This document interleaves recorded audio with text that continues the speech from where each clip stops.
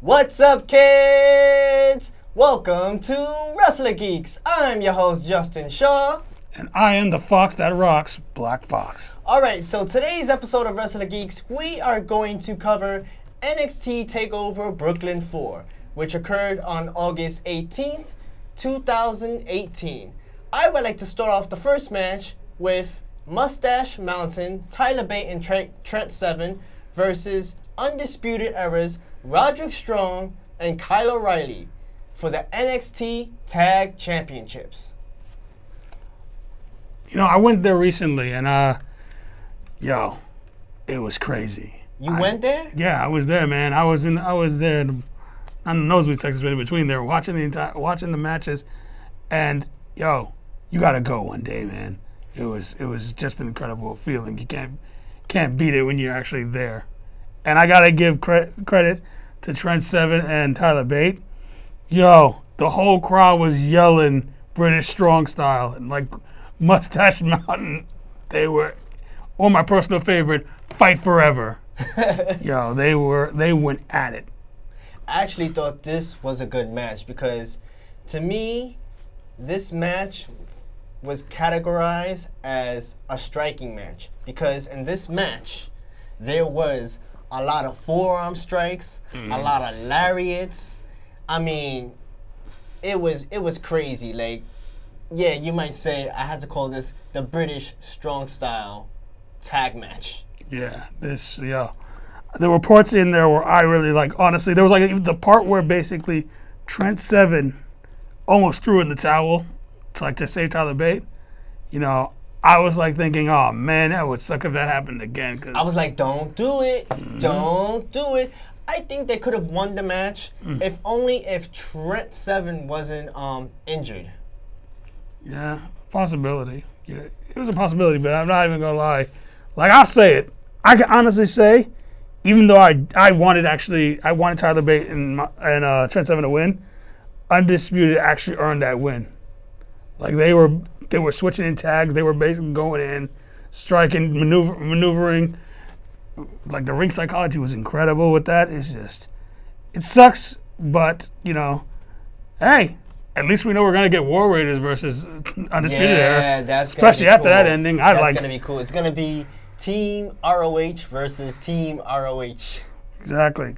They killed those boys after that match. All right, so congratulations to Kyle O'Reilly and Roderick Strong from the Undisputed Era in retaining the NXT Tag Championships. Now let's move on to the next match, which was EC3, or should I say NX3, versus the Velveteen Dream. I actually like this match simply because there were like two heels, two villains. Not just villains or heels, but they were both narcissistic villains just going at it and just throwing down like power moves like German suplexes and I think EC3 is a kind of a face, to be honest with you. To me he's a heel. I get it. I understand. Like, but I feel like they're characterizing him as a face until later on. Like right now. Or let me rephrase it. Anti-authoritative or anti-hero with a bit of narcissism. Possibility. I think this match was more like who's not only the most narcissistic, but who's the most, sneaky. Because if you think about it, let me ask you a quick question. Who's your favorite comic book villain? It could either be from any universe. It varies, to be honest with you. Like, it depends on what the villain is. Like, I guess one of my personal favorites was always the Hobgoblin. Hobgoblin? Okay, perfect. Imagine the Hobgoblin and Dr. Doom, which is my personal favorite. Of course, if you buy like a comic book with them teaming up together, you want to know who's the meanest out of the two. Mm-hmm. In this case, I gotta go with Velveteen Dream.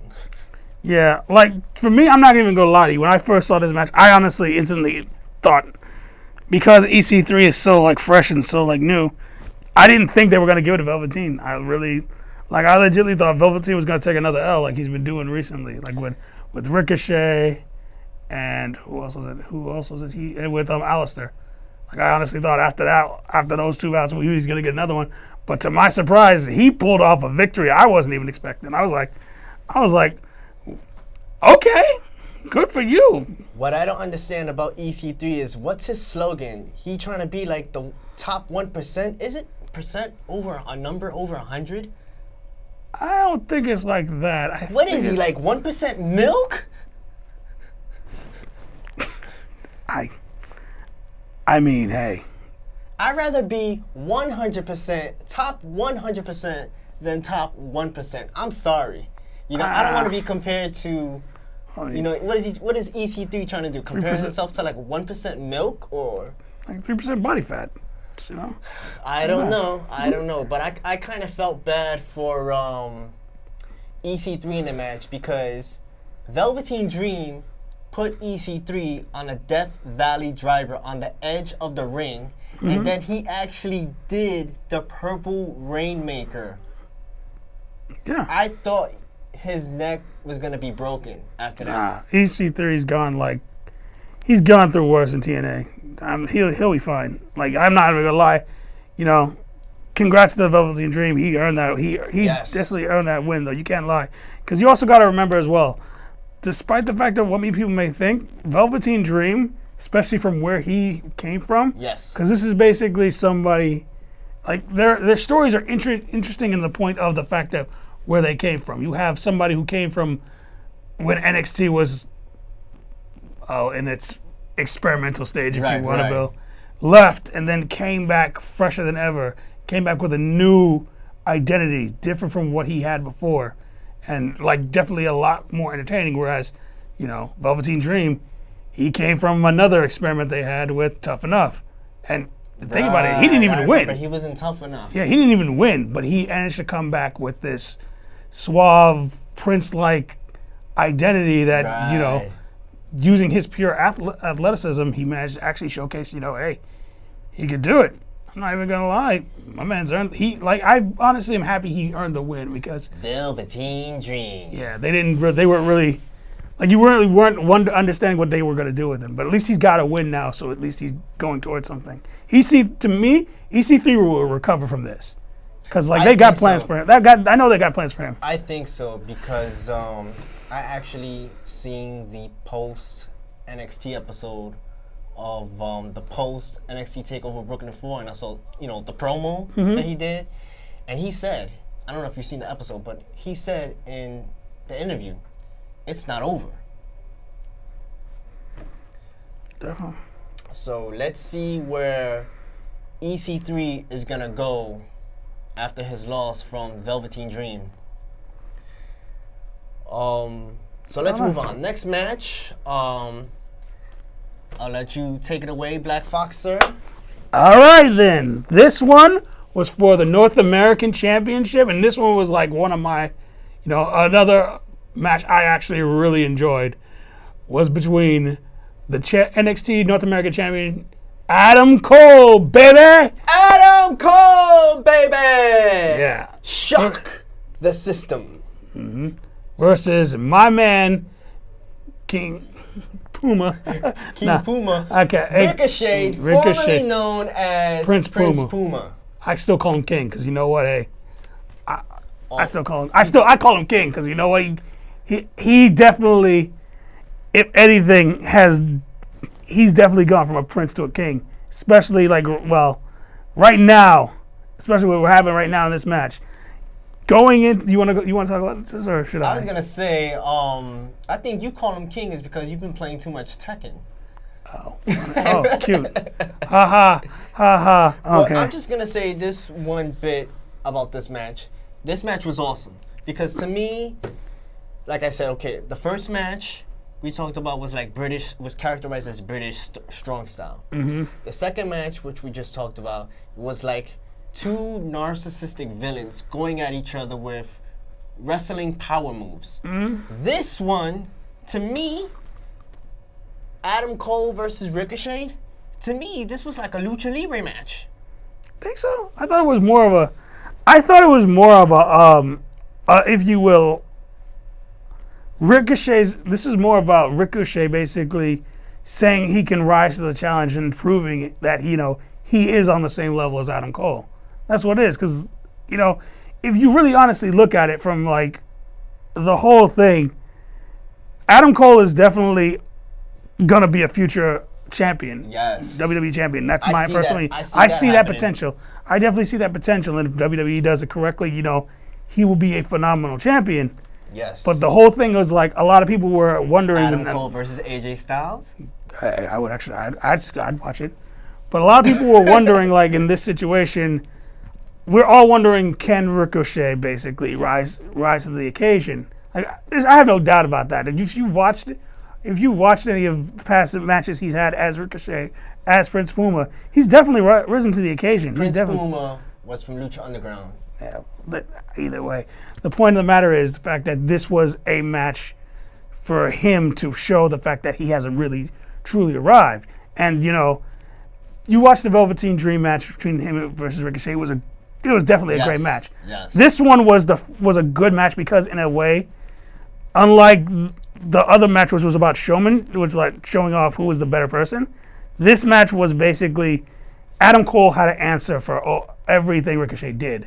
Like there were moments where he countered him perfectly, where I honestly thought Ricochet was done. It's also interesting. I noticed where the storylines and creativity are actually coming from, based on, remember the ladder match for the North American Championship? Like it seems to be evolving.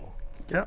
Because we might even see a feud once again, probably with in the future with Ricochet and EC3. You never know. That's a possibility. EC3 with Adam Cole. That's also a possibility. I see it more being. I wouldn't take it if you throw Lars Sullivan in there for somehow, one way or another. Yeah, I think to me, I think he's gonna go after Ricochet. Lars Sullivan is like one of those wrestlers you just need to throw in. If it was some sort of like triple threat match or like battle royal, he's like NXT's Braun Strowman. That you just want to throw in there. Yeah, exactly. He's definitely gonna do something. But I have to say though, like Ricochet definitely earned that win against Adam Cole. Like, take nothing away from Adam Cole. This match should have gone either way, and I don't think it would have hurt either one. But the whole point of it was Adam Cole had been called a coward throughout the entire point of this feud, running away. Right. But he didn't have any of his teammates with him. He fought Ricochet one-on-one, and you know what? He lost. Take nothing away from it though. He definitely put up one heck of a fight, and you know what? I give it to Ricochet. You definitely earned that win, sir. I'm happy for him, and that's and it's just the start. As they say, it's one thing to win the championship. It's another thing to keep it. Yep. So his journey just starting with this. Congratulations, Ricochet. Yes. Ricochet. Now we get to one of the matches that I was looking forward to because of the whole story that came from behind this. Because if you look at it from last year, first off, let's actually talk about what the match was. The match we're talking about is the NXT Women's Championship match, Shayna Baszler versus Kairi Sane. And this, in my personal opinion, was the rubber match between the two. Because let's look at the whole Rubber match, yes, because I'll explain. Rubber match is basically, it's the, best of, I guess you want to say it's the best of three matches that each one has have. So the first match started off at the Mae Young Classic, the finals. Right. The one where Kairi actually won. And then later on, I believe it was at an NXT Takeover that they had in their second match. Shayna won that one. She made Kairi tap. So this one was the point where basically everybody was questioning whether or not Kairi would be able to win. And to be honest with you, you got to look at it. Shayna has been on a roll since she became NXT champion. She took out Ember Moon, Mind you, she destroyed her first before she actually got her second match. And mind you, she's been fighting, I don't want to call them jobbers, but female wrestlers that are still in the development. I don't think so. I think, you know what you got to do? I think you're thinking more of what happened with, not Kairi Sane, with, She kept on beating up Aaliyah. Dakota Kai. Yeah, and Dakota Kai. Yeah, and Dakota Kai. That's what I'm right, thinking. That's right. You also got to remember, Shayna fought Nikki. Yes. And I ain't even gonna lie, like, you knew she was gonna win, but Nikki made her work for that win. And in this circumstance, in this situation, a lot of people were questioning like whether or not Kairi was gonna win or not.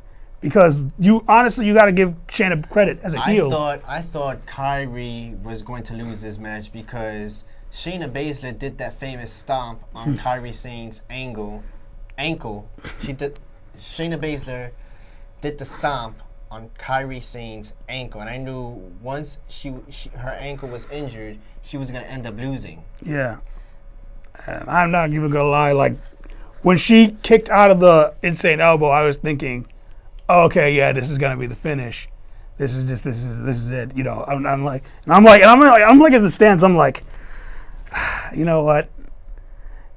Okay. And then when she caught her in the sleeper, I was like, oh man, just end this already. And then what happened? Out of nowhere, that pin.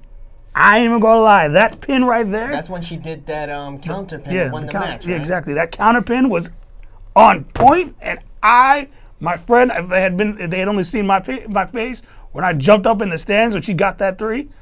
I am happy for her. She has come a long way since the year when she first started. You know what she did prior to winning that NXT Women's Championship, even though it wasn't a big one, but she did La Plancha! But she did a crossbody splash. You didn't say it with me this time, but that's okay. Congratulations to Kairi Sane for winning NXT's Women's Championship. Being number 8, the 8th women to hold the championship as well. Got good credit, love. I'm happy for you. Wish the best for you. Who you think would be next up to challenge Kairi Sane for the Women's Championship? Well, I'm definitely assuming Shayna's going to get a rematch. She's definitely she's not going to let this die down. But if I had to put my money on the next one, I feel like the next one that's going to step up to take on Kairi is definitely going to be Bianca Belair. I have to give her credit because like right now they're kind of like I kind of would have to agree with you if she does more promos. She's the only like, to be honest, like aside from Nikki, like it'd be interesting if she did take on Nikki because it would definitely be a battle of mind games. Whereas in the situation with Bianca, it would be more of a battle of physical strength versus speed and technique. I would have to go with Dakota Kai or Lacey Evans. I only say Dakota if they turn Dakota heel. But Lacey, you never know. Yeah. So we got one more match to cover for NXT Takeover Brooklyn 4, and this is the last man standing match for the NXT Championship. Johnny Gargano versus Tommaso Ciampa, AKA the feud of the year. I don't. You can take whatever you want to say. So let's start about how the match first started, because originally it was supposed to be a triple threat match between Johnny Gargano, Aleister Black, and Tommaso Ciampa. Right. But Aleister Black was attacked by somebody, and nobody knows who it is, and they're still speculating who it could be. Yeah, now they're making a full investigation about it, and they're checking all the cameras, and it's weird because everybody was there. Yeah, everybody was there. The Undisputed Era, Johnny Gargano, Lars Sullivan. Mm-hmm. I mean, it's crazy, but in this match, this was like, look, I'm gonna say this. As I said before in the beginning, their feud, like people won't say this, but their feud is the feud of the year. Like they've had like Family Feud, the TV game show. No, not like. No.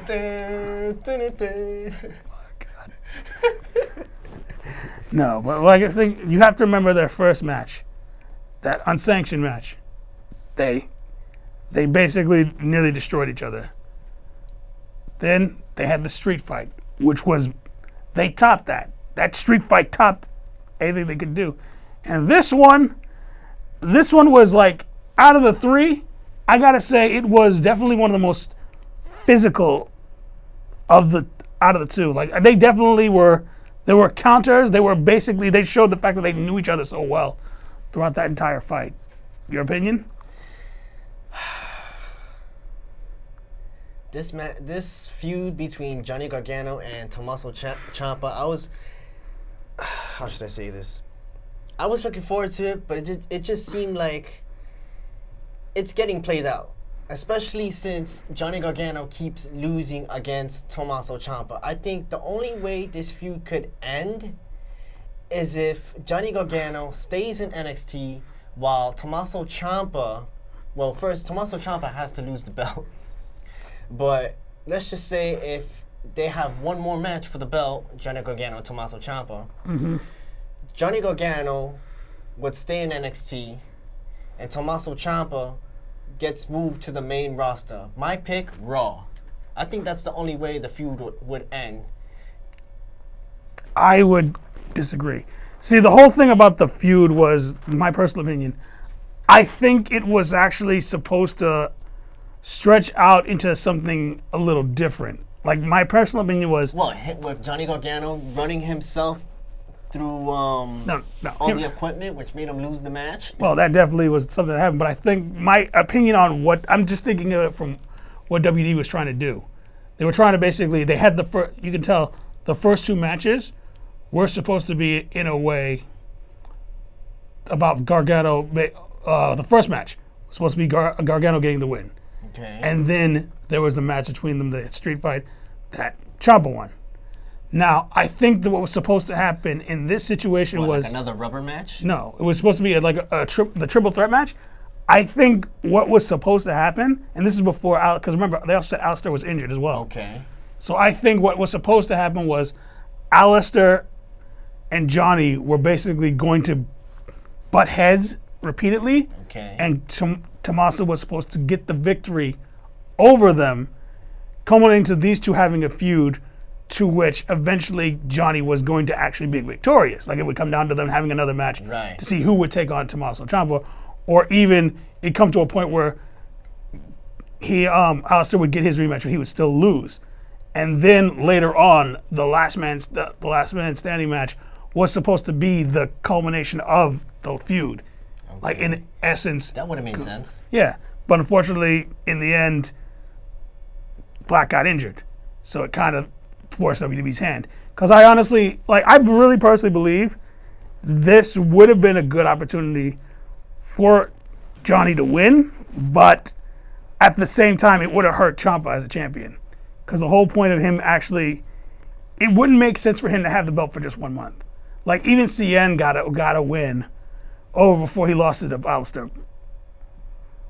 So my whole thing was, I think, as I said, it was just more circumstances to that. This is just me analyzing The only thing things. I liked about this match too, I was really disappointed when Johnny Gargano did the running knee. I was like, don't do it. Mm-hmm. Don't do it, Johnny. Don't do it. And then he had to cuff him against the wall or fence, whatever that was. That's when I honestly felt like, you know what?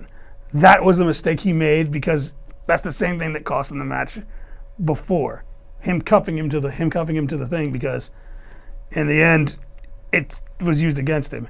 And I'm not even gonna lie, I'll say it right now. Ciampa, that was actually a clever way to actually win. Because he just basically slid himself down on that. Even I didn't see that coming. I was thinking he was just gonna somehow, one way or another, will himself to stand up on his knees or something. And in the end, you gotta give him credit. I'll say it. Ciampa's a survivor. Ciampa is a sadistic weirdo. That's why they kind of call him the Psycho Killer. The Psycho Killer? Or Sicilian Why, Killer? because he goes like this? Well, you see what he's done so far. Just saying. Man, look, he earned it. he survived and he found a way to keep it. Even when Johnny had him dead to rights, but he got too emotional. That's the problem with Johnny Gargano. He lets his emotions get in the way. And that's what you got to do when you're fighting Ciampa. You gotta put everything behind. You got to put all that behind you. Like, I know what he's done. We all know what he's done. But in the end of it, you want that championship. You got to put that beside you. It sucks. I was actually rooting for Gargano. I always root for Gargano, aka Mr. Wrestling. Johnny Wrestling. Johnny Wrestling. I thought it was Mr. Wrestling. No, there's Johnny Wrestling and Mrs. Wrestling. Oh, okay. Which they call his wife. Okay. So, your retaining NXT Championship, Tommaso Ciampa. We're almost out of time, but I want to thank everyone for watching. Please feel free to email me at shawjustin576@gmail.com. And you can find me at followthefox777@gmail.com.